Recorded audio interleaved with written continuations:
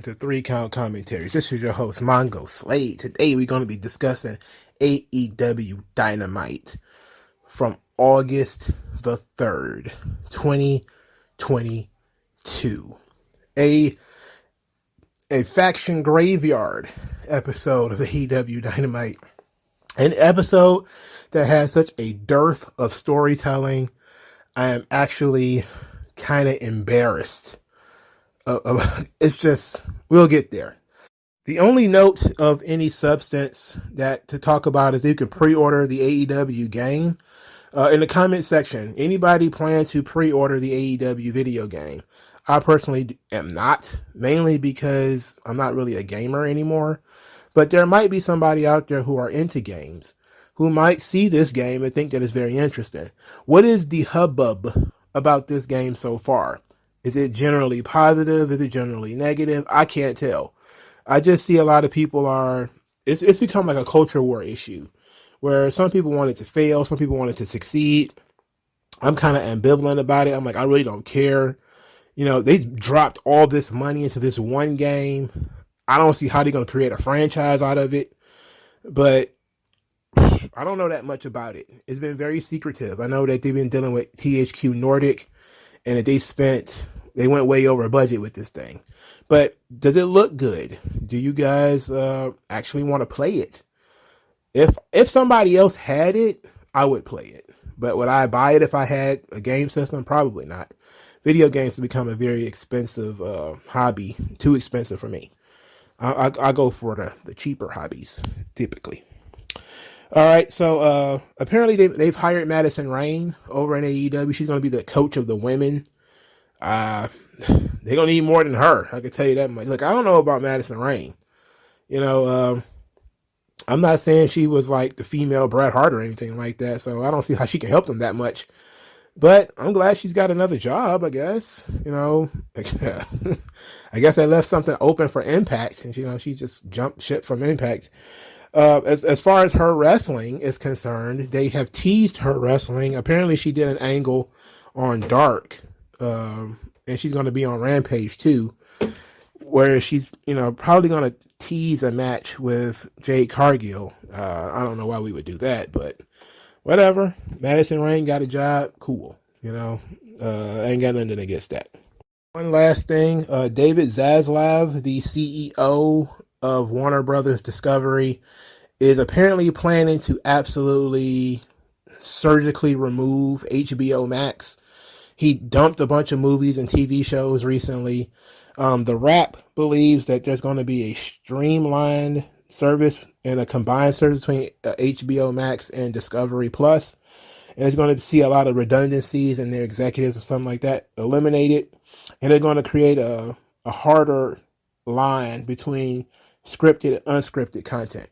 Now, the reason I bring this up is, of course, because SVOD, or video streaming on demand, is a service which nobody has turned a profit yet. Everybody is losing money. Netflix, Amazon, Apple, Disney, NBC, everybody's losing billions and billions of dollars in VSOD. It's not working out. I don't know what it is. I've even asked people who worked in the industry, what is going on where everybody is losing money on VSOD. I haven't got a good response yet. Most of them just say it's a shitty business model, but I don't know for sure. So it seems like David Zaslav, and the reason I mention this, of course, is because these are the people that Tony Khan has to negotiate with when it comes time for renegotiations of the AEW contract. And some people are getting kind of skittish about this now, especially seeing that Zaslav just decided $70 million on Batgirl. Absolutely not. And even though the movie's already made, they don't want to spend the probably another 10 to 15 million it would have taken to advertise the thing. It probably saw no merchandising opportunities out of it and just decided to drop it. So if he's willing to drop a movie that's already made, I mean, I don't know, man. But it's hard to tell what he might be thinking about AEW. I mean, Tony Khan, I'm pretty sure, is on top of this. He better be on top of this. He better not be sitting back thinking, we have a contract. Because I don't think that'll work. You need to be on top of this guy. You need to, talk to this dude and see and make sure everything is okay. Because this dude seems to be very serious about, what he's doing over here with Warner Brothers Discovery. He's serious. Like, he's a different kind of CEO from what I've seen. He's getting rid of stuff. I got a lot of respect for him too, because getting rid of Batgirl, I probably wouldn't have done it if the movie was already made, but they don't want to spend the money to advertise it. They don't even want to try to market the thing. So that should tell you something. All right, so let's get into the episode of Dynamite. Match 1, Orange Cassidy, Jay Lethal. They had a match. Jay Lethal wins with the lethal injection. Orange Cassidy chased Jay Lethal up the ramp, fake kicking at him the whole time. And it seemed like Jay Lethal was supposed to probably turn around and feed into the other fake kick, but he ended up crawling to Satnam Singh.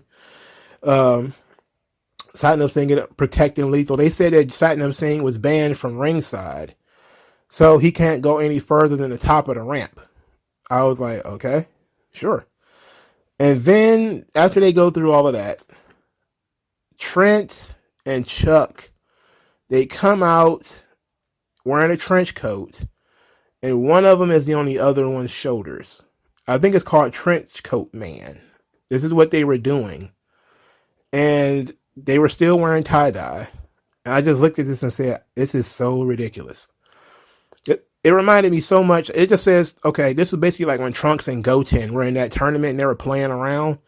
And one got on the other one's shoulders and they was fighting Android 18. Like how ridiculous that was. And they're like 8 and 9 years old. They're children. And these are grown men. One of them is Centaur walking with the other one. It's like, okay. It's silly. It's pretty silly. But I don't see how this is really going to work out for you. Like it's just too silly. It's over the top. Anyway, there was a spot in this match that I thought was pretty gnarly. Orange Cassidy did the Stun Dog Millionaire or something like that, where he does the little stunner or whatever. Stunners don't mean anything in this world now. He did bounce backwards from the ground up on Jay Lethal's shoulders and tried to pull off a tornado DDT. Lethal countered it into the lethal combination, which is, of course, his backbreaker, face buster thing. And I was like, that's something. That occurred. That was a thing that happened out here. Anyway, like I said, Jay Lethal won with the lethal injection. I was surprised to see Jay Lethal win a match, mainly, especially over Orange Cassidy. I figured this would definitely be an Orange Cassidy W. Sanjay Dutt, the most useless man in wrestling, comes down with the microphone saying that Orange Cassidy looks like he had jaundice, which, he always looks like he's got jaundice.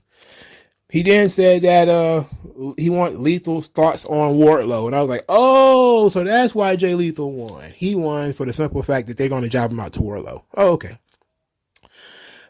He then called out Wardlow. Jay Lethal did. And said he wants Wardlow to come out there and help his new friend, Orange Cassidy, as he's about to put Orange Cassidy in the figure 4. And as he tries to do this, Wardlow comes out. But the moment his music strikes, everybody runs. So Satnam Singh is like 7'8" or some such other shit. Like if a stiff wind comes along, he might crack his ankles and tip over. And he is very casually stepping over the top rope just because Wardlow's music started to play. They didn't even give us the stare down, which might have been actually pretty cool if he just stared down with Wardlow and he backed down. That might have been interesting. Him just running like everybody else was odd. So Sanjay Dutt then says that it's not an opportune time, that he just had a 15-minute match with Orange Cassidy. Yes, he said that. That match probably really was that long too, for Christ's sake. Then he said that he wanted to challenge him for Battle of the Belts 3, which Wardlow, he accepted. I'm not going to go into any details. Look, I don't care about this. Wardlow has been cooled off quite a bit already. See that Battle of the Belts thing? I remember when people used to be excited for that. They're not even excited for Battle of the Belts 3 anymore. I haven't seen anybody too excited about Battle of the Belts. Most people acting like it's not going to happen. Anyway, they played a replay of Hook winning the FTW title. Okay, they also played a replay of Powerhouse Hobbs turning on Ricky Starks. Okay. And then they had Powerhouse Hobbs win a match. It was a squash match. But before the squash match, they had Taz announce while he was at the desk that Team Taz is done and he wishes the best for all three of them. And then later on in the match says he doesn't have any answers about why Hobbs did what he did. And I just looked at this and was like, how anticlimactic is this? These guys were hanging around for over a year. 2 years, I think. Weren't they feuding with Brian Cage before, and now it's 2 years later or something like that? And they break up over because Taz looked into the camera and said, Team Taz is done. No more Team Taz. No more Orange and Black. No more Team Taz. I don't know what's going on. Wish everybody the best in their future endeavors. And that's it. I'm like, where is your penmanship? Where is your storytelling? Why is not Taz frustrated that these guys are fighting each other? They should have been like brothers. They should have been like at least friends. They were hanging around for a fucking year together. It wasn't like Taz was independently hanging out with either one of them. They were hanging out for a year and they break up like this. Like this. Team Taz is done. Team Taz is over. And I'm like, oh, thanks for that. What the fuck? Come on. Why would I invest in a faction? And this is how you're going to break the faction up. It's one thing for me to disagree with you breaking up the faction. I'm fine with you breaking up the faction. They've been together long enough. But this is the point of you build relationships because the relationships become important storytelling devices later. That's the point of these sorts of things. It's for these characters to then say, I don't want to be associated with you for this reason. I don't want to hang out with you anymore for this reason. Taz should have had like a team meeting or something like that, or tried to bring everybody together. And Starks he didn't show up, or he doesn't want to be there because Hobbs is going to be there, or Hobbs don't want to show up because Starks is there, and Hook is doing his own thing. He's not listening to Taz anymore. And then weeks after week of Taz trying to bring everybody together, then he says, you know what? You guys want to do your own thing. Screw it. Team Taz is done. I've had enough. You guys won't work together. You won't listen to me. You want to fight each other. Yada, yada, yada. Build drama. That's what this is. Build stuff. Dramatics. That's what this business is all about. What are you doing? What are you doing? You just look into the camera and break up a 2-year faction just by looking in the camera. It's done. It's over. I don't want to. I'm breaking up with my own son. What? I don't want to even be associated with Hook. What? You're not going to see him at Thanksgiving or Christmas or anything like that. You're not going to go out there and congratulate your son about carrying your legacy. You're not, nothing. Taz is not involved with this at all. Despite the fact that his fucking name is in the goddamn faction. Despite the fact that he recruited each and every member of the fucking team. What is going on? If somebody wrote a movie like this, you would say it was a shitty movie. If somebody wrote a TV show like this, you would say it was a shitty TV show. My exact response was, that's it? That's all we got? That's all we got is, it's over. We're done here. And I was just kind of like, whoa, wow, that's dumb. That's fucking dumb. So Hobbs comes out there, he beats up some guy, what's his name? Ren Jones. And right after that, Ricky Starks runs to the ring, just bolted to the ring, fastest man alive. They got into a bit of a scuffle before Hobbs beat him up and hit him with a spine buster. So apparently they're going to lead to Hobbs versus Starks at the pay-per-view, which is fine by me, but for Christ's sake, brother, this was what could have been, imagine if the Mega Powers broke up like that. Elizabeth just looked into the camera and says, Hulk Hogan and Macho Man are not friends anymore. I wish them both in the best in their future endeavors. It's over. And you'd have been like, wait a minute. Why was I following these fucking guys all around all this time? And she's going to look into the camera and say, well, they're not friends anymore. Sorry. I don't know what else to tell you. Like, what? Like, what? Like, what? Like, I get that they might not be friends anymore. I understand that part. One just beat up the other one. I get that. You don't need to tell me that they're bickering. I'm trying to figure out why you don't give a fuck.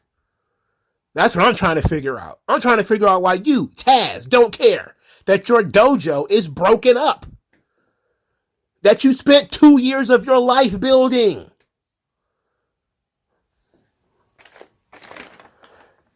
Adam Cole and the Undisputed Elite. Adam Cole comes to the ring. He says it's back to be, feels great to be back, especially be back in the ring with his friends. Says he's still not medically cleared, and he said he's thinking about their success and and not just their success. He also is thinking about the things that they need to work on. Then he says, as the leader, you have to think about things, not just about your success, but also things that you need to work on. Then he says you got to think about talent, and they have talent. You got to think about loyalty, and they have loyalty. Then he starts talking about his loyalty, where he says he came to AEW because he was loyal to the Young Bucks. Then he says loyalty is power. Loyalty is success. Loyalty is everything. Then he says that brings him to the Trios tournament. Says that he's still not medically cleared to compete. And neither is Kyle O'Reilly. And since the Young Bucks aren't going to be teaming up with Bobby Fish, well, they can't do the tournament. And the Young Bucks were like, what? We can't be in the tournament because you and Kyle O'Reilly are hurt? Like, huh? That was weird. He's like, well, I'm sorry, I chose my words wrong. You guys will not be physically able to compete into the tournament. And then the Undisputed Elite, well, Adam Cole and his gang, beat up the Young Bucks. Beat them up right here. Just beat them up. And they did the scene out of Casino where one of the Young Bucks is actually being held down as he's going to watch the other one get Pillmanized. And then Hangman Page ran down to the ring. It's explosive reaction. You know, about time he finally got one. And of course, the Undisputed Elite, because 2/3 of the group is not medically cleared, ran away. He had a pipe or something like that. He helped the Young Bucks to their feet. Everybody was very happy. There was a kid who was very, very sad because the Young Bucks were getting beat up. Kids, I'll always give kids a pass on being emotional about wrestling stuff. I'm never going to beat up a kid for being emotionally invested in wrestling. That's just going to give them a pass on that. So if you're an adult that was tweeting at that kid, you're a shithead. Stop it. Let kids have nice things. But even if you were a child, if you look at those butterfly jeans and said that guy's cool, nah. Not even a 10-year-old is going to get away with that one. You can be 7. If you think Hangman Page is cool after I saw him in the fucking butterfly jeans, you need to get sent to a re-education camp. I swear to God. He looks like he's wearing somebody's daughter's pants. It's absolutely ridiculous. Butterfly jeans. Butterfly jeans. This is a grown man we're talking about here. He drinks alcohol. Okay. He's probably, well, I doubt he smokes cigarettes. He looks like he doesn't even eat meat. But Hangman Page, what an embarrassment. Incredibly embarrassing. Now let's talk about the angle. I don't want to spend time talking about that bum. What did I feel about the angle Adam Cole jumping the Young Bucks? Clearly it was done too fast. It was just a way of turning the Young Bucks babyface so that they could team up with Hangman Page in the Trios tournament. The thing about that is, you didn't need to do this. You still didn't need to do it. Now, a better way of doing this that would have made a better story is if the Young Bucks would have humbled themselves and said, you know what, Adam, we want to be your Trios partners. We, both of us, me and him. And then for Adam Cole to be like, hell no. You could have picked me. You could have picked Kyle. You could have picked Fish. You chose him. After me and him just had a blood feud, you chose him. And then he talks up that we find out Adam Cole's still not medically cleared. Kyle O'Reilly's still not medically cleared. And you could even say Bobby Fish is got other plans or something or whatever. And said that, hey, Adam Cole is our friend. You guys have had your problems. We had our problems with Adam Cole too. Adam Page too. But we're friends. We fight and we get over it. We're men. Sometimes we get a little too competitive. And then, in trying to talk to Adam Cole about it, he blows up and beats them up, or orders for them to get beat up. That way, it would have looked a lot more legitimate, like he was beating them up for a reason. This was, well, we got to do something because we want to turn the Young Bucks babyface. So, Adam Cole, who hasn't been on TV in weeks, go out there and beat up the Young Bucks because reasons. We don't want them to win the trios titles without us. Like, why do you care? So I'm trying to figure out why you don't care. Why you care? Like, it'd have been simpler to at least pretend that the Young Bucks were turning their backs on you instead of you turning your back on them. And I get what they're trying to do here in terms of Adam Cole thinks he's the leader of the group, or he now thinks he's above the group and all that kind of stuff. But in any event, you can't pay this off because Adam Cole is not medically cleared. And if Adam Cole is going to be medically cleared to get into the trios tournament, which I don't see why maybe he will be, then we did this just to set up the Adam Cole Red Dragon versus Hangman Page Young Bucks main event for All Out. Which, if that turns out to be the case, I'll give them some points for that. Not a lot, but some. But ultimately, I just thought this was a waste of time. It's like, this is the first time we've seen them together in like a month or two. And they break them up just like that. Just break them up. I was just kind of like, wow, okay. I mean, I'm not emotionally attached to the Young Bucks and Adam Cole, but I would have liked to see where the disloyalty comes from. For the Young Bucks to try to smooth things over as they are being sort of disloyal. By saying, hey, you guys are hurt. Of course we would pick you if you were medically clear, but you're not. And for him to say, well, that's where he needs to be irrational and say, well, if you can't wrestle with me, you can't wrestle with Kenny, you can't take Kyle or Bobby, you should just not want to be trios champions then. And then that's when they're supposed to be like, whoa, now you asking for too much. Now you're making the rules now. Like, it's just whatever. I don't care. This is another thing where all you had to do was add switch some stuff around to make it a little bit more dramatic and maybe added more time to it. If they just started, like they did kind of start the build up of Hangman Page rejoining the Young Bucks, that's fine.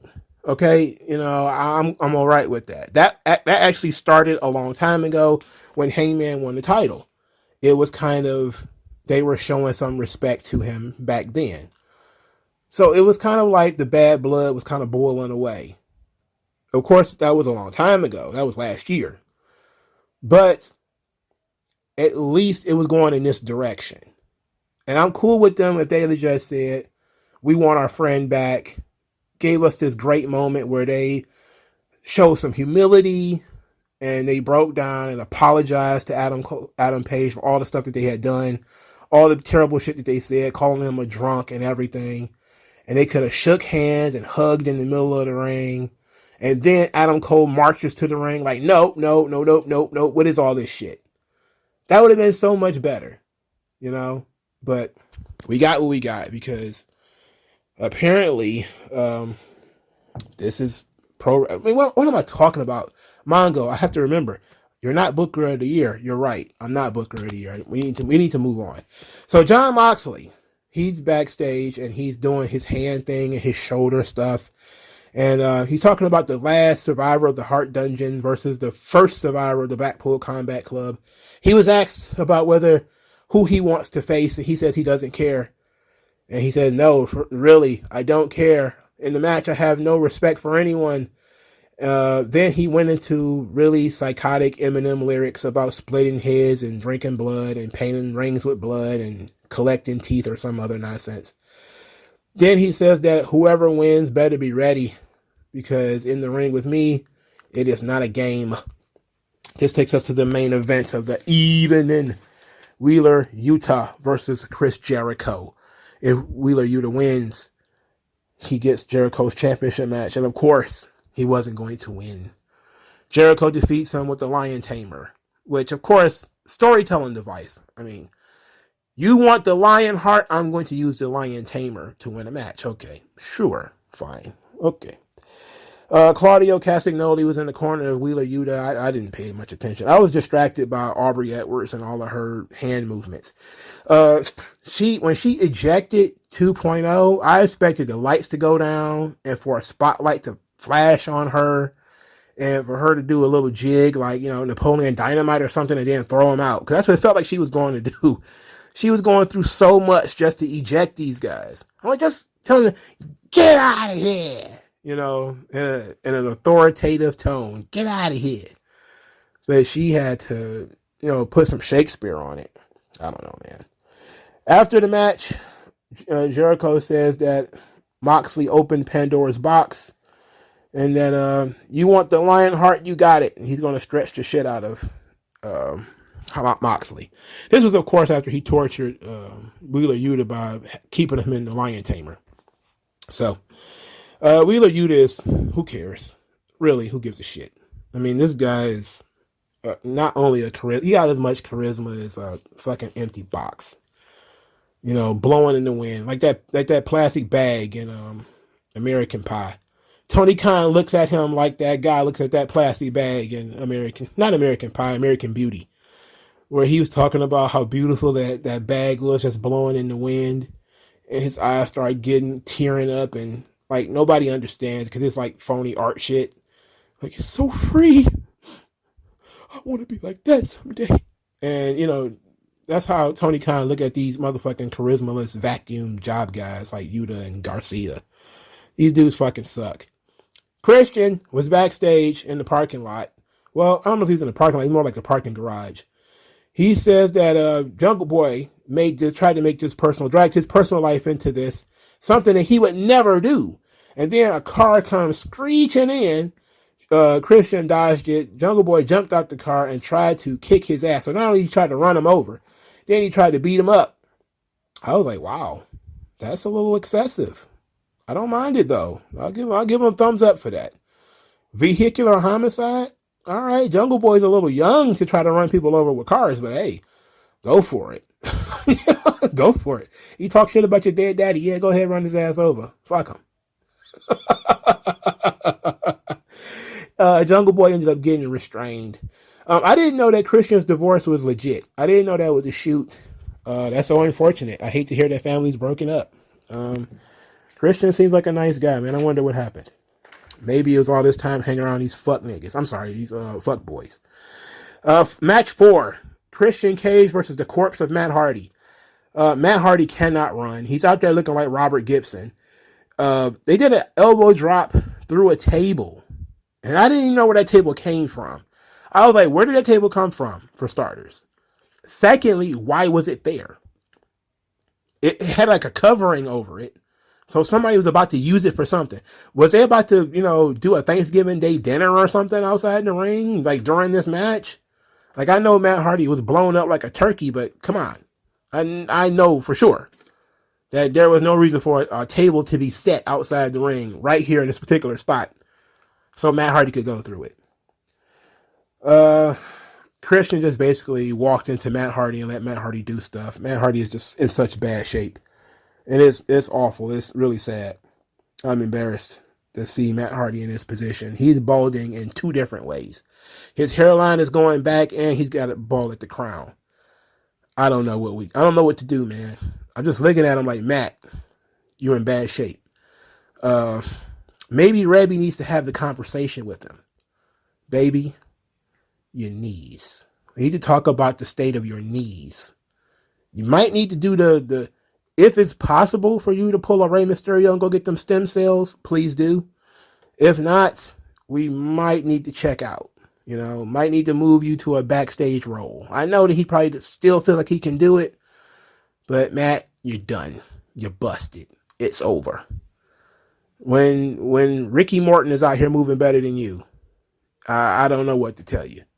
When I'm seeing guys who've been in the business a long time, a lot older than Matt, and they're moving better than Matt, you need to hang it up. Matt Hardy was in real bad shape here. All right, so after Christian wins, because of course he won, he went outside the ring to get a couple of chairs. He was going to bash Matt Hardy's skull in. The right thing to do in my book. Then Luchasaurus music starts to play. Luchasaurus comes marching to the ring, and he was just a distraction, of course. Jungle Boy tried to attack Christian from behind. Christian sensed him, like his spider sense tingled, and he's like, Jungle Boy, and he ran. He fled. He got the hell out of there. I'm like, okay. I didn't mind the Jungle Boy stuff this week. Jungle Boy and Christian stuff, pretty good. Not gonna lie. I'm a fan of guys trying to run guys over with cars, as long as it's a good reason. Because I can see, like, when it's on site, sometimes you lose your frame of mind. Like, I see that motherfucker. I see him. And you just try to run him over, Plus, we've broken the forbidden door when it comes to running people over. Steve Austin got ran over by a car. So it's okay to run people over with cars now. He did it for Dad as his tears turned to mud or some shit. Okay. I don't want to forget. Jungle Boy was wearing a shirt that says Christian is a pussy. That was interesting. That was interesting stuff. All right. Match 2. Britt Baker and Jamie Hayter defeat Thunderstorm. So Toni Storm was trending on Twitter because she was looking absolutely delectable on a magazine cover. And she did very well for herself. She looked very good in the magazine cover. And then AEW capitalizes on that by having Toni Storm take the pinfall in this match. That was the plan. Oh, Toni Storm's trending on Twitter because of how beautiful she is. How do we capitalize on this? Job her out. Okay. Toni Storm was kind of vicious with these hip attacks too. Like, Jesus Christ. Like, that joint serious business. It's serious business. It is what it is. Britt Baker continues to go over on people. Ain't nothing to complain about, really. Except for Thunder Rosa losing a lot as champion. She loses a lot, but whatever. Sammy Guevara and Ty Conti are getting married, and their whole thing is be mad. I was like, okay, this is very nice. Are they going to get married on TV? Because if that's the case, it ought to be fine. Somebody's going to crash their wedding and fuck everything up. But they're probably going to get married, like legitimately married, at some point. Eddie Kingston cut this off and then says, hey, why you get to have all the video screens? Why you doing video screens? Why I don't get on video screens? Huh? What about me? What about Eddie Kingston? I need to be doing video screens. Why I can't get married and have nice stuff? Why can't I have me a bad Brazilian broad? Why I can't have that? You got a victim complex. Then he starts talking about that nobody cares about Sammy Guevara getting married. Then he said he got a receipt coming at All Out. Contract is in the mail.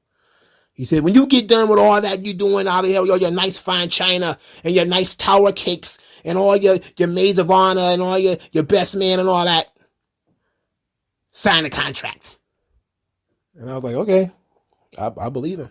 Sign the contract, brother. Beat that ass, man. Miro, he was back there. He said that he asked God, who can he trust? That he send the female visitor to him. She's been telling him things. He says that that the pagan wears a mask, but evil doesn't need a mask. It just needs time. Then he says, in the end, everyone reveals themselves, and the Redeemer will too. And I was like, dum. Not really a response to Malachi Black, though. He wants you to join the group. Now, I'm guessing he's saying that Pagan wears a mask. That would be Malachi Black. And I'm guessing he's saying that Malachi Black, despite the fact that he offered him a spot, he's wearing a mask. That means he's covering up something. And what he's saying is that evil doesn't need a mask. Basically, if Malachi Black is truly evil, he wouldn't need to wear a mask. He would just be. I am not malevolent. I merely am. Like a apocalypse. If you ain't watched X-Men, the animated series, that's a better usage of your time than watching Dynamite. Spend 2 hours watching that shit. Just spend 2 hours watching X-Men. You'll want to spend 2 more hours on X-Men. You watch 2 hours of this shit, you'll be done for the evening. Just kind of how I am most of the time. Speaking of which, Brody King, he had some kind of odd comment about the authenticity of House of Black and how House of Black, these guys we really like this. This is how we are in real life, and other people who do the same gimmick as we, they're good Christian boys and all that kind of stuff. And I was like, who are you talking about? Are you talking about Judgment Day again? And I'm trying to think, like, who's the good Christian boy in Judgment Day? Is it Finn Balor? I'm thinking it might be. I don't know. Is it Edge? I think so. But Edge isn't doing that gimmick anymore, is he? Well, he kind of is. What about Damian Priest? I think he is too. He seems a little Catholic to me. I'm not sure. But why is he talking about that? He also got this weirdo tattoo on his body for Darby Allin. It's like a tombstone with Darby Allin's name on it. And I'm like, wait a minute. What the fuck is going on here? And then later, there's a Darby Allin promo where he starts explaining how he is the one who brought Brody King into the company. So, ta-da, if you thought that Brody King had come into the company with Malachi Black, and Malachi Black was the one who brought him in, let Darby Allin disabuse you of that notion. So he starts talking about how he's the one who went to Tony Khan to get him signed. And he says, you say you don't need me, but you do need me. You need everything off me. And that's why you're trying to build your name off of me. Then he tattooed a message to Brody King on his hand. I'm like, these fools getting tattoos of each other. Bro, are y'all the ones going to get married on this motherfucker? Because Eddie Kingston should interview like, why are you getting tattoos about this guy all over your skin? Where's my tattoo? Where's my Eddie Kingston tattoo? Why your Eddie Kingston tattoo? Why you don't get a razor blade tattooed on you? I like razors. Apparently. It's stupid. Your promo segments are stupid. Next, Daniel Garcia. He's very badly talking about this is the biggest win in AEW history when he beat Bryan Danielson. Said that he's a dragon slayer and the greatest technical sports entertainer of all time. Then said when Bryan Danielson is ready, he will submit him again. And I said, this is how they chose to build Daniel Garcia after he beat Bryan Danielson. He should absolutely be celebrating. He should be swimming in this. He should be popping champagne, talking about how he's partying and how he should be the number one contender for the world title now, and how, nobody, he should go full Muhammad Ali if he had any sort of charisma. Like when Muhammad Ali was cutting that promo. I know you had him picked. I know y'all thought Danielson was going to win. I know you didn't believe in me. You had no faith in me. And he should just be rubbing it in everybody's face. Instead, they're trying to turn it into a gimmick. This fucking Dragon Slayer. That's not going to work. It didn't work for Anna Jay when they did the Queen Slayer. It didn't work. This shit ain't going to work. He ain't got no fucking charisma. Whatever. Pac defeated some guy on Dark to maintain the All-Atlantic Championship. The All-Atlantic title seems to be the AEW Dark Championship. Which, let's be honest,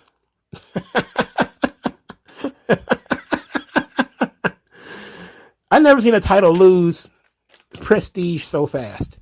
Like, it went from being a crisp new championship to something we ain't seen in 2 months. Now, you gotta watch the YouTube show to see it. I'm sorry to see this, Pac. Come on, brother. Ethan Page is on TV. He's standing in the middle of the ring. This is pretty random.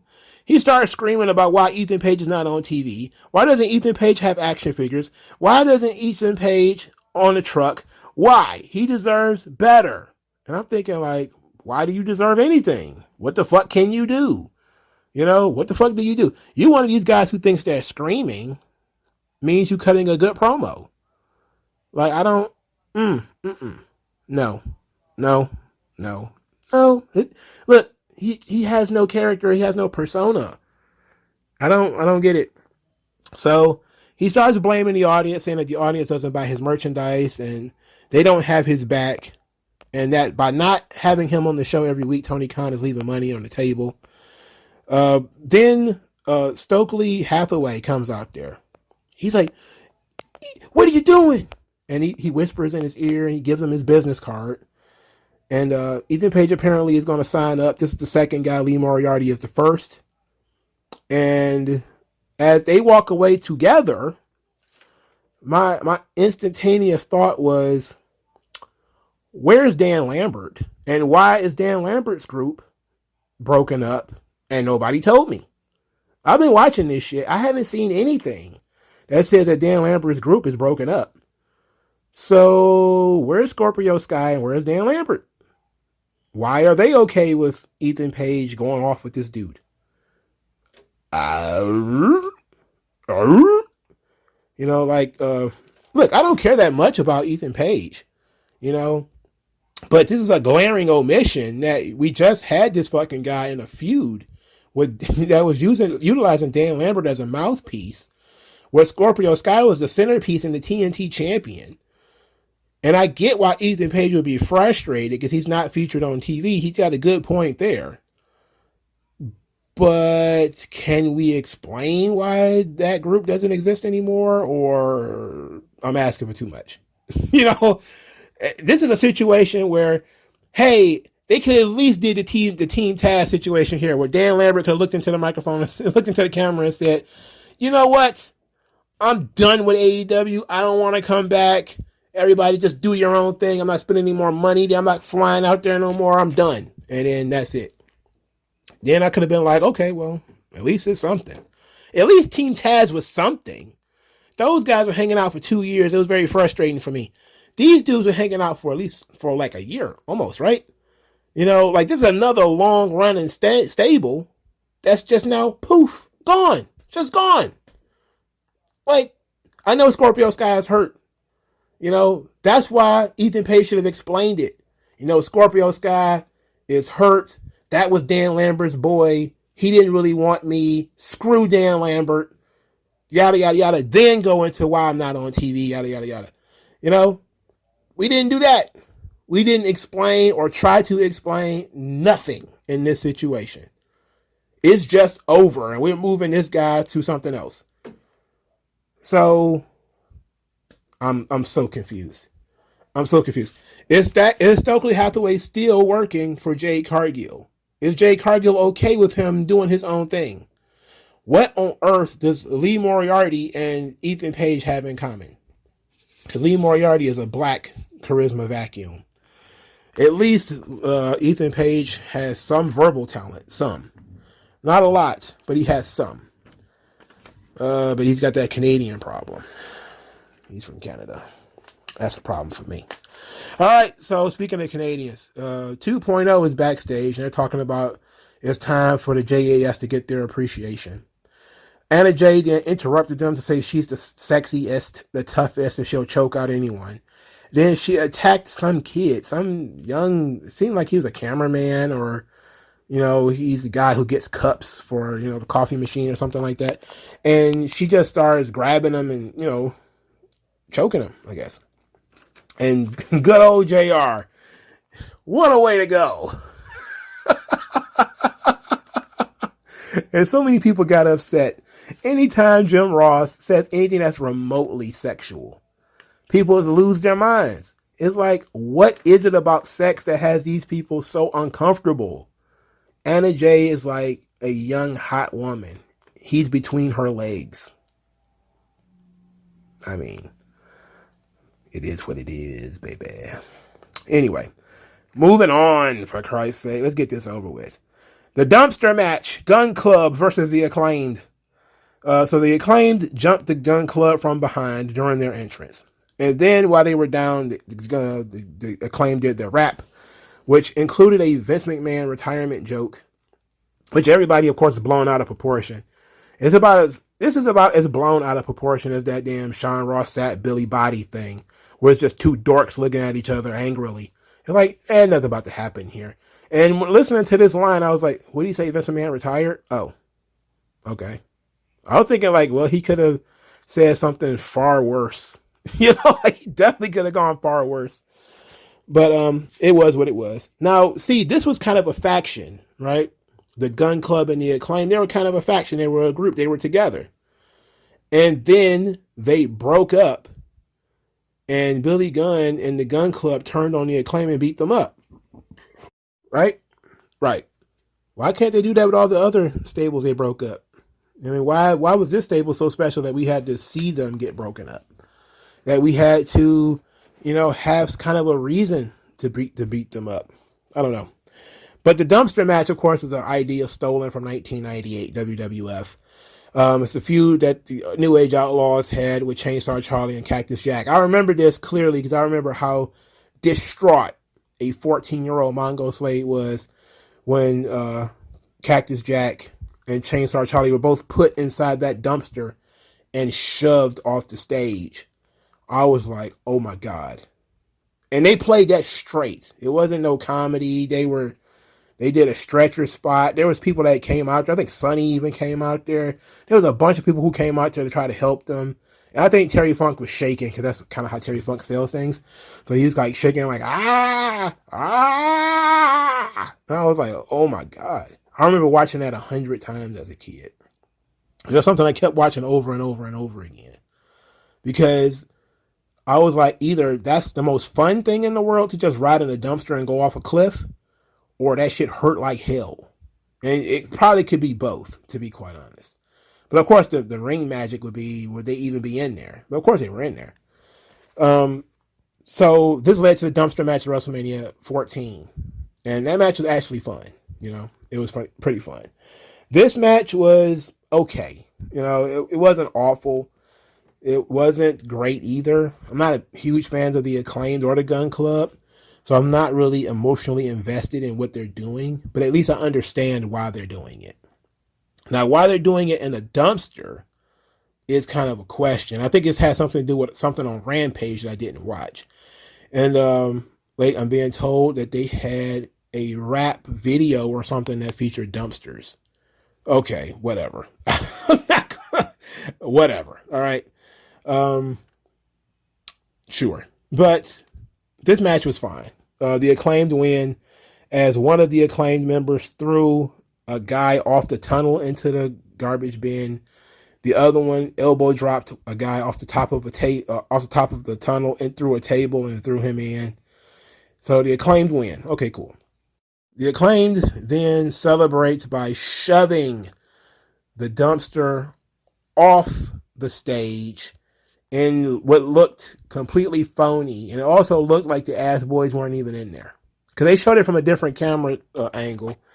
And it tipped all the way over. But I never saw the Ass Boys like tumble out. Like all the rest of the stuff that was in there, the debris, like, styrofoam or whatever. It was like cardboard boxes or something like that. I didn't see the Ass Boys in there. So it might have been a thing where they had like a little slot on the side or underneath where they could get out. And so they wouldn't have to take that bump. I still think we should have done it though. Probably should have done it. Probably should have had a spot that, the Acclaim threw them off the ramp. And then maybe had Billy come out there to, worried about his sons because this was dangerous and they could be hurt, But they decided to play it for comedy, kind of. So, whatever. I didn't hate this. Didn't hate it. Old Man Swanner, Lariats and Light Bears. He's going to be wrestling Jon Moxley for the AEW interim title because apparently there's no such thing as a fucking ranking system. This guy could just come off the streets, literally, and get a title shot. For fuck's sake. Why does he get a title shot? Oh, because he won a battle royal from Flair's last match. Come on. Come on. What the fuck? Also, Street Fight, Swerve and Lee versus Josh Woods and Tony Nese. So it's not a title match. It's going to be a street fight. Whatever. Battle of the Belts 3. Claudio Castagnoli versus Konosuke Takeshita. Or Takeshita. However they're doing his name. I don't see the point in this. I don't see the benefit of this. This is like AEW Dark. Wardlow versus Jay Lethal, who only got one match under his belt in terms of winning. And Thunder Rosa versus Jamie Hayter, who probably won her first match on this show. Because I couldn't tell you when the last time Jamie Hayter won a match outside of this match on this show. That tag team match on this show. So, there it is. Are you excited for Battle of the Belts? Because I'm not. I'm surprised that damn Battle of the Belts thing is going to keep airing. You know? I've seen, and I waited to right here because I really don't want to talk about it, but it can't be ignored anymore. Rampage did 375,000 views. Far below the last time I even looked at it. I don't watch Rampage, but for fuck's sake, this means that your hardcore audience has disappeared.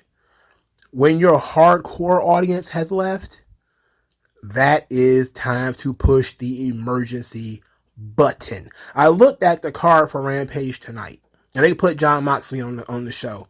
So they obviously are aware that something is going wrong. There are some people who are very excited about Mance Warner. He does have a decent following because he's a pretty well-known independent wrestler. He spent a lot of time in MLW. I think he's going back to MLW.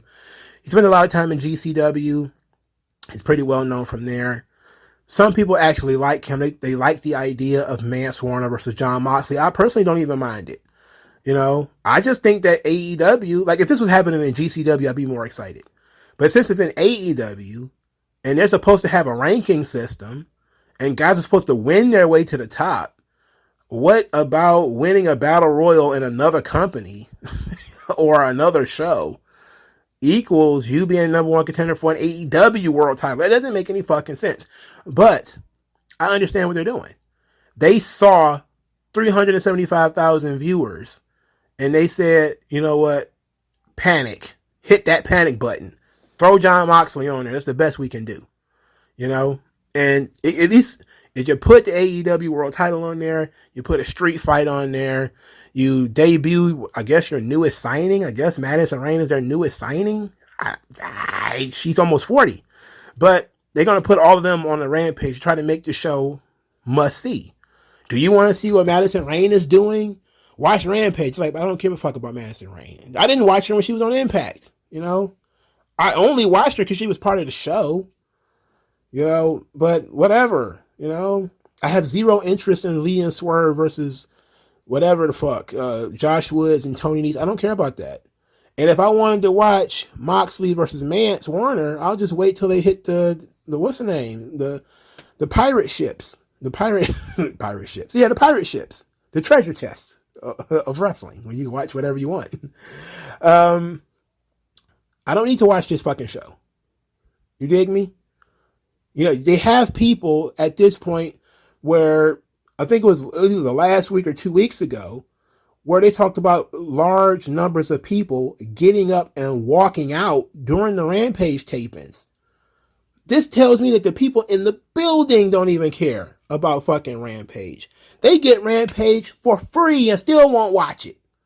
That means all of these people who get Rampage for free, either it's on TV or you already in the building, might as well watch it. All of these people are choosing to not watch it. And I'm telling you, some of those people who get up and walk out, they still ain't seen this shit. It's not like they're, I'm tired. It's late. So I'm going to go home and go to bed and then I'll watch it when it comes on TV. No, they're not even watching it then. The hardest, now we're getting to the point where not even your hardcore audience are starting to vape. So if they're not even watching Rampage, what on earth are they going to do watching Battle of the Belts? Like, what you think gonna get a lower rating? Battle of the Belts or Rampage? You know, this is the competition we're going to have for the week. What show do you think is going to get a lower rating? Rampage or Battle of the Belts? My guess is the Battle of the Belts. Because I'm looking at the card of Battle of the Belts, and I'm saying they didn't even put anybody on here to attempt to draw anything to this fucking show. Claudio is not a draw. He's the biggest star on the show. He's not a draw. At least I haven't seen that he was a draw. Nobody proved to me that he was a draw. So it's wasteful. It's silly. And you have to ask the question, are you even trying? Because Rampage could be, if you cared about storytelling, Rampage could be a good place to further stories. You know, if you cared about storytelling, Dynamite is a good place to further stories. If you were going to break up a faction in a major way and make people care about it, could have done it on Rampage.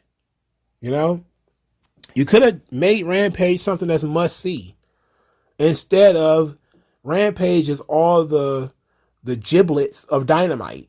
It's all the people we didn't have time for on Dynamite. They're backstage somewhere milling around. Hey, come do this Rampage match. This is like when WWE Superstars was on WGN. It started out hot, but slowly but surely, it just grew to be a straight up trash. Just straight up garbage. If they really want somebody to watch Rampage, they need to give people a reason. Stop booking these obvious ass, stupid ass matches. These fucking John Moxleys versus Mance Warners. Because guess what? John Moxley might be a draw for you. Maybe he is. But I can tell you 100% he ain't losing the title to Mance Warner. You don't even believe that because the goddamn title card says John Moxley versus Chris Jericho next week at Quake at the Lake. You didn't even give us the opportunity to say Mance Warner was going to win. So why book the fucking match? It's dumb. And they sunk this company. It is crazy when you look at where Rampage has become from its height. The second episode of Rampage had over 1 million viewers. The last week's episode of Rampage, on at its regular time spot, 375,000 viewers. And this has been a little under a year. This has been under a year. It's been less than a year. Because CM Punk came back in late August of 2021? It is early August 2022. And not only have you lost half your audience, you lost more than half your audience. I'm sorry, bro. Booker of the Year? No. No, not at all. Not at all Booker of the Year. Absolutely trash Booker of the Year, maybe. But they reward failure. The wrestling media and the wrestling sites, these people reward failure. So this is my question. Like, I'm in teeter-tottering on whether I should even talk about this or not, but I'm going to. What the fuck is Tony Khan doing on Busted Open Radio? Like, when he goes on Busted Open Radio, I'm like, look, he does. I don't think he actually cuts anybody a check. But that's free publicity for Busted Open because he's on there.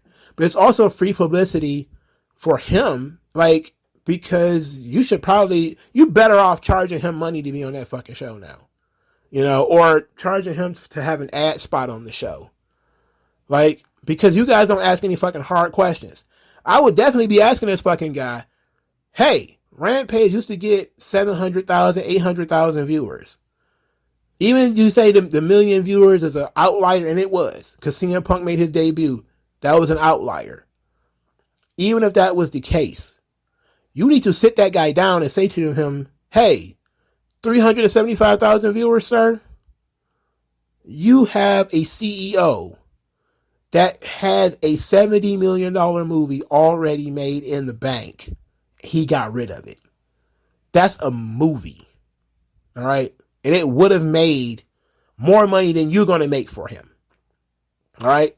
And if he'd have merchandised it correctly, advertised it right, I'm talking action figures, stuff like that, it could have made some of that money back. Some of it. Not all of it. It was probably going to flop anyway. It was Batgirl, for fuck's sake. But it could have made some of that money back. What the fuck value do you bring to Warner Brothers Discovery? When you putting out cards that are so obvious that fucking video games could have simulated through it and still come out right most of the time. This Battle of the Belts is fucking waste. It's a waste of time. Why should anybody watch this? Newsflash, nothing's going to happen. Thunder Rosa ain't losing. Wardlow ain't losing. Claudio ain't losing. So, what's the purpose of this show? To not put on competitive. We're going to have long matches, but they're not going to be competitive. They're not going to be stars versus stars. We're not trying to draw anything here. We're not trying to create any intrigue here. Like, it's garbage, man. It's absolute garbage. This is bullshit. You know? And this is... Everybody was so excited for this stuff. Oh, they're getting a new show. They're going to get a quarterly special in Battle of the Belts. And look at now it's a throwaway. It's something they tell you about literally 5 days before it happens. Oh, Rampage, it's doing so well. Now Rampage gets less viewers than fucking WWE Legends. The fucking Bella Twins drew more on WWE Legends than Rampage. The Bella Twins. I'm sorry, bro. That's on you, man. You got to fix this shit. This shit needs to be revamped. He might have burnt out of ideas. And this is where you can tell that this guy, it wasn't the booking. All this Booker of the Year, yada, nah, it wasn't the booking. He was spending money on the right talent. That's what it was. He was spending money to get Punk, get Danielson, get Adam Cole, and he was building up anticipation to get these people in. That's what was happening. Now there's no more hot free agents for him to bring in. WWE isn't really releasing people anymore. There's no new hot free agent for him to bring in to rejuvenate his brand. And the people that he brought in, now all of them are hurt. If this MJF thing is a work, you need to smash that panic button and bring him back. Because looking at your brands, they're suffering. You ain't been around long enough to be so lazy. Vince was, 30 years in, 40 years in. He started, going on siesta, ripping up scripts at, 5 o'clock or whatever, being on some bullshit. But he's already got this laundry list of successes. You are a guy still teetering on the precipice of getting fucking canceled. Why are you so lazy? Why are you looking at these ratings and booking these fucking cards? You got to do better than this. You got to try harder than this. You got to try harder. And that's the sad part, is I don't feel like he's fucking trying. I don't feel like Tony Khan is trying. I feel like he's distracted. Maybe the football shit, the soccer shit, and all of this, trying to book these pay-per-views and all this stuff, maybe it's just too much. He might need to start delegating some responsibility. Give up some of that power. Let somebody else book this fucking show. Not just because the show is bad, but because the show is bad and you can't hold on to your own fucking viewers. You have enough problems with Dynamite, sir. But you still have Elevation and Dark and Rampage and Battle of the Belts and pay-per-views, and you're running Ring of Honor shows and you're trying to get Ring of Honor on TV. Bruh, no. Hire a fucking booker. Hire 2 of them. A Ring of Honor booker, AEW booker, and you just go chill. Go do something else. Hang it up.